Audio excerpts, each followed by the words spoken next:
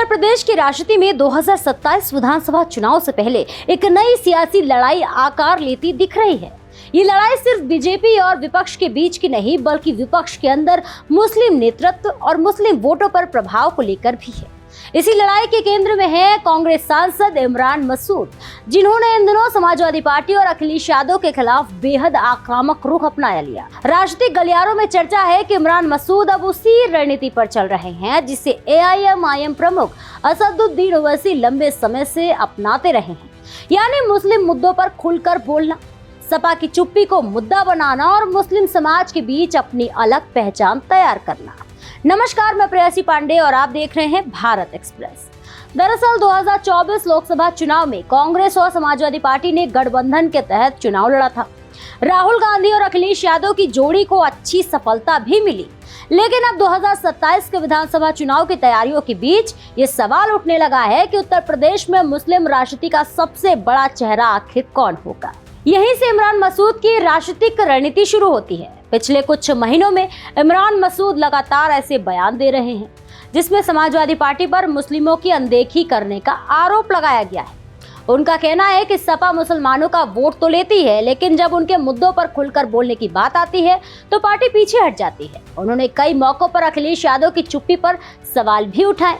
इमरान का तर्क है कि जब मुस्लिम समुदाय से जुड़े विवाद या घटनाएं सामने आती है तो सपा नेतृत्व मुखर नहीं दिखता। यही वजह है कि वे खुद को मुस्लिम समाज की आवाज के रूप में स्थापित करने की कोशिश कर रहे हैं। राजनीतिक विश्लेषकों का मानना है कि सिर्फ वैचारिक लड़ाई नहीं, बल्कि नेतृत्व की लड़ाई भी है। इमरान मसूद पश्चिम उत्तर प्रदेश में मजबूत जनाधार रखते हैं और अब वे अपने प्रभाव को पूरे प्रदेश तक फैलाना चाहते हैं।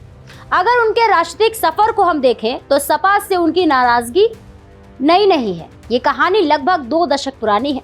इमरान मसूद के चाचा काजी रशीद मसूद समाजवादी पार्टी के बड़े नेताओं में गिने जाते थे। वे सांसद रहे हैं, केंद्रीय मंत्री रहे हैं और सपा ने उन्हें उपराष्ट्रपति पद का उम्मीदवार तक बनाया था। लेकिन इमरान मसूद को कभी वो राजनीतिक महत्व नहीं मिला जिसकी उन्हें उम्मीद थी। 2007 के विधानसभा चुनाव में उन्होंने समाजवादी पार्टी से टिकट मांगा था, लेकिन टिकट नहीं मिला। इसके बाद उन्होंने बगावत करते हुए निर्दलीय चुनाव लड़ा और जीत भी हासिल की। यहीं से उनके और सपा नेतृत्व के बीच दूरी बढ़नी शुरू हो गई। समय के साथ इमरान मसूद कभी कांग्रेस, कभी सपा और कभी बसपा में दिखाई दिए, लेकिन हर बार उनकी महत्वाकांक्षा एक बड़े मुस्लिम नेता के रूप में उभरने की रही। 2022 विधानसभा चुनाव से पहले उन्होंने कांग्रेस छोड़कर समाजवादी पार्टी ज्वाइन की थी। उन्हें उम्मीद थी कि पश्चिमी उत्तर प्रदेश में उनकी राजनीतिक हैसियत के मुताबिक सम्मान मिलेगा, लेकिन टिकट वितरण में उनकी पसंद को महत्व नहीं मिला। यही नहीं, उन्हें खुद भी चुनाव लड़ने का मौका तक नहीं मिला। इसके बाद उन्होंने सपा छोड़ दी और बसपा का दामन थाम लिया। हालांकि वहां भी उनका राजनीतिक सफर ज्यादा लंबा नहीं टिक पाया। बाद में वे फिर कांग्रेस में लौट आए। 2024 लोकसभा चुनाव के दौरान भी सहारनपुर सीट को लेकर कांग्रेस और सपा के बीच तनातनी देखने को मिले। कहा जाता है कि अखिलेश यादव इमरान मसूद को उम्मीदवार बनाए जाने के पक्ष में नहीं थे, लेकिन कांग्रेस नेतृत्व खासकर प्रियंका गांधी के हस्तक्षेप के बाद इमरान मसूद को टिकट मिला और वे सांसद बनने में सफल भी रहे। यही कारण है कि राजनीतिक जानकार इमरान मसूद के मौजूदा तेवरों को सिर्फ राजनीतिक बयानबाजी नहीं, बल्कि पुराने हिसाब किताब से भी जोड़कर देख रहे हैं। दूसरी तरफ असदुद्दीन ओवैसी लगातार ये संदेश देने की कोशिश कर रहे हैं कि मुस्लिम समाज को सिर्फ वोट बैंक बनकर नहीं रहना चाहिए, बल्कि इमरान मसूद भी लगभग उसी तरह की भाषा और राजनीतिक तर्कों का इस्तेमाल कर रहे हैं। हालांकि दोनों नेताओं की राजनीतिक जमीन अलग है। ओवैसी अपनी पार्टी के जरिए राजनीति करते हैं, जबकि इमरान मसूद कांग्रेस के भीतर रहते हुए मुस्लिम नेतृत्व का दावा मजबूत करना चाहते हैं। अब सबसे बड़ा सवाल तो यही है कि क्या इमरान मसूद का ये आक्रामक रुख समाजवादी पार्टी के लिए चुनौती बन सकता है।